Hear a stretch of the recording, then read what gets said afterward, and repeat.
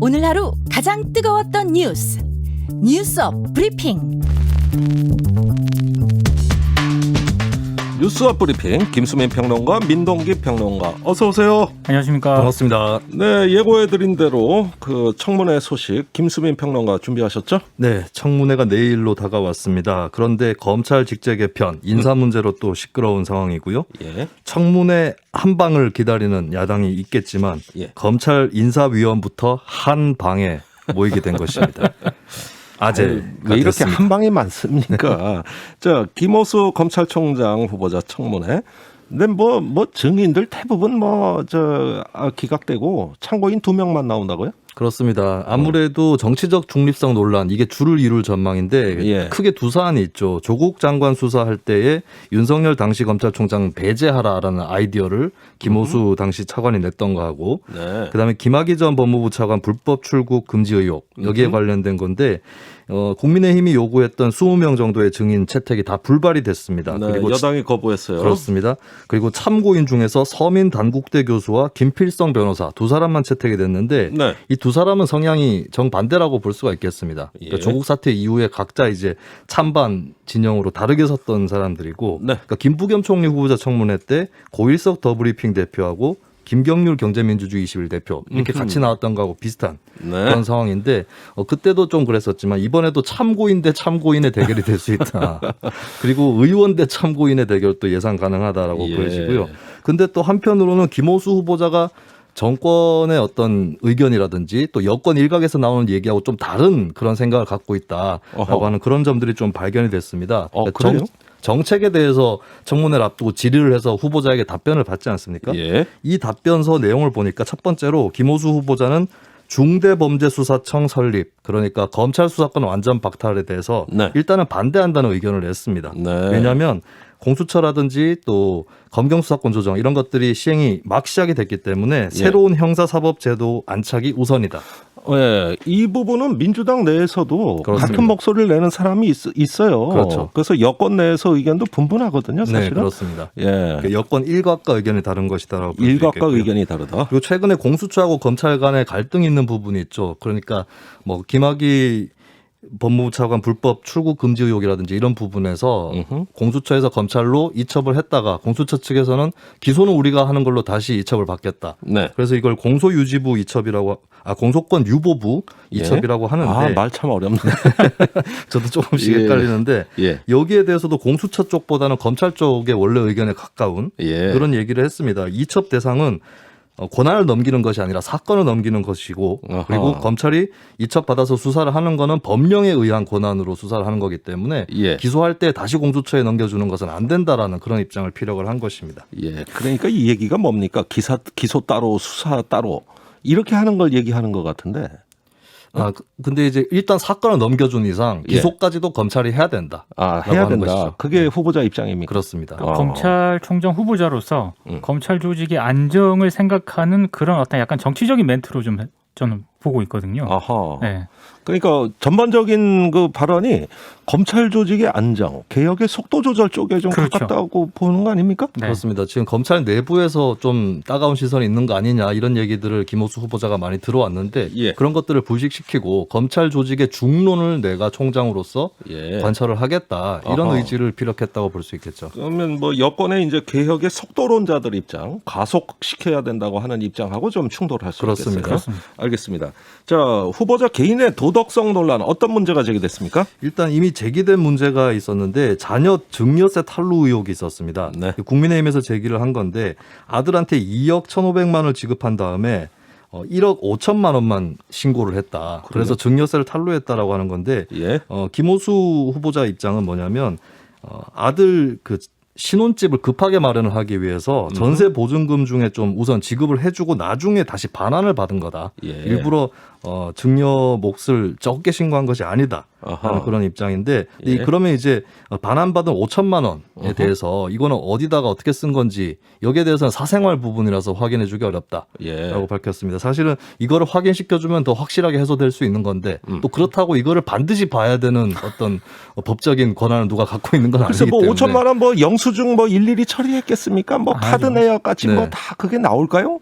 그건 그렇습니다. 참 뭐 애매한데. 예, 그래서 애매한 문제로 그냥 남아 있고 이 부분은 크게 문제는 아직까지는 안 될 되고 걸로 있고. 그렇게 전망이 됩니다. 네. 그리고 이제 지방세 체납으로 차량이 압류됐다는 새로운 사실이 또 밝혀진 게 있는데 조수진 그렇군요. 국민의힘 의원이 자료를 제출을 받았거든요. 예. 근데 이제 애초에 김모수 후보자가 그런 사실이 없다라고 답변을 했던 것이 거짓말 논란으로 아하. 던질 가능성은 있습니다. 근데 김부겸 국무총리 같은 경우도 청문회 때 드러난 게 부부가 32차례 차량 압류를 당한 적이 있다고 했는데 예. 크게 문제는 안 됐었거든요. 근데 사실 예. 그거는 맥락상 당시 상황상 충분히 이해되는 측면이 있었기 때문에 예. 크게 문제는 안 됐던 것 같아요. 그래요? 그래서 이게 뭐 절도라든가 무슨 탈세 이런 거하고는 조금 다른 거기 때문에 차량 압류가 됐던 거는 네. 그래서 큰 의혹이 될지는 좀 미지수입니다. 그리고 한편으로 LH 아파트 특혜 분양 의혹이 있었는데 예. 높은 경쟁률로 분양을 받았고 이후에 10억의 시세 차익을 올렸다. 여기까지는 사실인데 그렇다고 이제 차익이 크다고 해서 투기냐 혹은 그 분양 과정에서 불법이 있었던 거냐 이런 거에 근거는 없기 때문에 예. 이것도 현재로서는 뭐 특별하게 크게 문제되는 것 같지는 않고요. 하여간 LH 얘기만 나오면 요즘 예, 일단은 뭔가 조금 그냥 넘어가는 분위기가 아니에요. 그렇습니다. 근데 이제 가장 큰 거는 전관예우 논란인 것 같습니다. 아하. 퇴임 후에 차관에서 퇴임을 한 후에 이제 법무법인 자문을 받고 월 최대 2,900만 원까지 자문료를 받았었다라고 우와. 하는 것인데 이게 좀 높은 금액이긴 한데 사실은 이게 또 과거에 황교안 전 국민의힘 대표 같은 경우도 예. 비슷한 논란이 있었고 액수는 조금 더 컸던 걸로 그렇게 기억이 예, 나는데 아니 다른 후보자 장관 인사청문회에서도 네네. 3천만 원도 나왔고 그렇죠. 예, 더 나온 적도 있어요. 옛날 총리 후보자. 네, 그래서 이게 고질적 문제라고 할지라도 김호수 후보자가 유독 큰 것이냐 했을 때는 좀 고개가 저어질 수 있는 그런 사안이 될 수도 있겠습니다. 그런데 국민 눈높이에서 보면 그렇습니다. 네, 월 3천이 뭐가 많다 그러냐 이런 얘기가 국민 정서에 어떨지 모르겠습니다. 네, 그리고 내로남불 논란이 좀 불거질 기미가 보이는데요. 예. 법무부 장관 직무대행을 김호수 후보자가 할 때는 정관 특혜 근절 방안을 추진을 하고 있었고 아하. 그 방안이 추진되는 동안에 퇴임을 한 다음에 이렇게 고문 변호사로 취업을 했다는 것입니다. 예. 그런 부분이 있고 두 번째는 2020년 12월 초순에 김호수 후보자가 변호사를 하면서 예. 금융위원회에 출입을 했었는데 그때에 자본시장 불공정거래 사건 혐의자의 변호인으로서 의견서를 제출했다라고 예. 하는 부분이 있습니다. 어허. 그리고 그때 이제 익명 관계자를 통해서 보도가 된 건데 금융위원회 관계자가 얘기를 한 것이 우리가 예. 법적 조치를 하려고 하니까 김호수 후보자가 당시에 찾아와서 우리가 빨리 고발 조치를 했다라고 예. 했던 그런 부분이 있어서 그러면 결국에 그런 자문료를 받으면서 자본시장의 어떤 범죄자를 변호했던 것이냐 예. 이런 또 비판의 소지가 있을 것 같습니다. 예. 즉 개인의 도덕성보다는 김호수 후보자 청문회 쟁점은 현 정권 인사들이 연루된 그런 수사를 과연 알겠습니다. 제대로 할 수 있겠느냐 아마 이런 부분에 더 야당이 좀 초점을 맞출 것으로 보입니다. 네, 예. 알겠습니다. 자, 그런데 또 논란이 되는 거는 후보자 청문회가 끝나지도 않았는데 검찰 인사위원회 개최 일정이 잡혀버렸다. 이렇게 되면은 그 후보자가 검찰총장이 돼도 패싱되는 거 아니냐? 네. 이런 논란인 것 같아요. 그렇습니다. 그럼 검찰총장이 임명되기 전에 인사를 처리하는 것이냐 예. 이렇기 때문에 이제 패싱 논란이 나오는 것인데 박범계 장관이 반박을 한 것은 인사위에서 인사를 다 결정하는 건 아니고 예. 어떤 원칙과 기준만 결정을 한다. 그리고 김호수 후보자에게 의견을 들을 거다. 왜냐하면 검찰총장의 의견을 청취하도록 그렇게 돼 있지 않습니까? 네. 근데 이 말이 맞다면은 김호수 후보자가 임명될 때까지 검찰 인사는 기다릴 수 있다라고 볼 수 있겠고 알겠습니다. 그것이 지켜지는지 좀 확인을 해볼 필요는 있을 것 같습니다. 네, 결정적 한 방이 청문회에 없는 것 같고 인사추천위원들은 또 한 방에 모여서 한다. 이어서 한 방 얘기예요. 자, 민동기 평론가가 준비한 두 번째 소식은요. 오늘 그 국회에서 손실보상 입법 청문회가 있었는데요. 예. 굉장히 좀 뜨거웠습니다. 어허. 제가 이 뉴스의 비밀은 청문회보다 필요한 건 대통령 결단 이런 그래요? 제목으로 좀 뽑아봤습니다. 네, 대통령의 결단이다.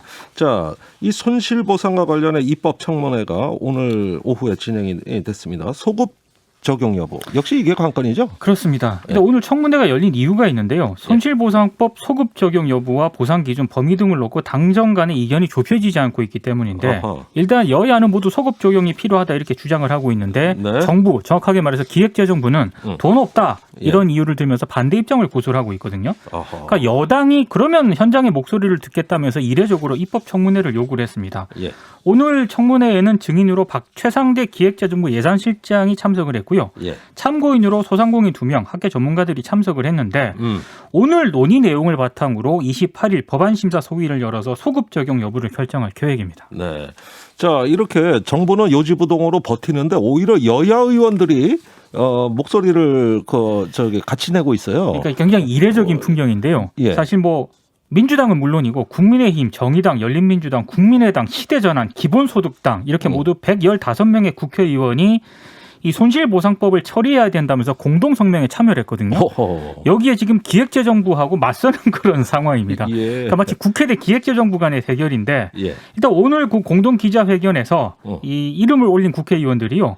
초저금리 대출 그리고 영업 차질을 빚은 소상공인과 자영업자 대상 손실보상 소급 적용, 범정부 TF 구성 등을 제안을 했는데요. 예. 특히 최승재 국민의힘 의원 같은 경우에는 국회 본청 계단 앞에서 44일 동안 농성 중이거든요. 예. 오늘 정부가 입법 청문회에서 국가의 존재 이유를 분명히 보여줘야 한다라면서 이 손실보상법을 빨리 처리할 것을 요구를 하기도 했습니다. 예. 자, 민주당 51명, 국민의힘 52명. 그 외에 이제 작은 정당. 숫자도 당별로 비슷하네요. 비슷비슷합니다. 예. 근데 참 이례적이네요. 여러 정당의 의원들을 다 끌어모았는데 115명이다. 과반이 안 된다. 이것은 또 무엇을 의미하는가? 그러면 당 하나 만듭시다. 나머지 이렇게 모인 의원들끼리 한 당, 나머지 당 하나 이렇게 되네요. 그래서 보이는 국회 대 안 보이는 국회 대결이 아닌가 이렇게 보여져요. 아, 정치 재밌어요. 자, 정부가 소급 적용 안 된다고 버티는 이유 뭡니까? 일단 재정 부담이 크다. 그리고 업종 간의 형평성 문제가 생길 수 있다. 네. 그리고 보상 기준을 매출액 손실로 할지 영업이익 손실로 할지 어느 범위까지 보상을 할지 이걸 지금 당정 간에도 이견이 있는 그런 상황이거든요. 네. 여기에 지금 소상공인 같은 경우에는 집합금지라든가 영업 제한을 당한 소상공인들은 보상 대상에 적용이 되는데 예. 여행이라든가 관광업계 있지 않습니까? 예. 여기는 또 보상 대상에서 제외가 됐습니다. 그래서 그래요. 형평성 논란이 제기가 되고 있는데요. 네. 일단 정부 입장은 이렇습니다. 여행업계, 관광업계 같은 경우에는 예. 이 코로나19 방역 지침 때문에 영업이 제한이 된 것이 아니기 때문에 예. 이거는 좀 소급 적용하기가 어렵다는 게 정부의 입장인데요. 예. 심지어 오늘 그 청문회장에서 무슨 얘기까지 나왔냐면 그 소급 입법을 할 경우에 지금까지 지급된 재난지원금 있지 않습니까? 예.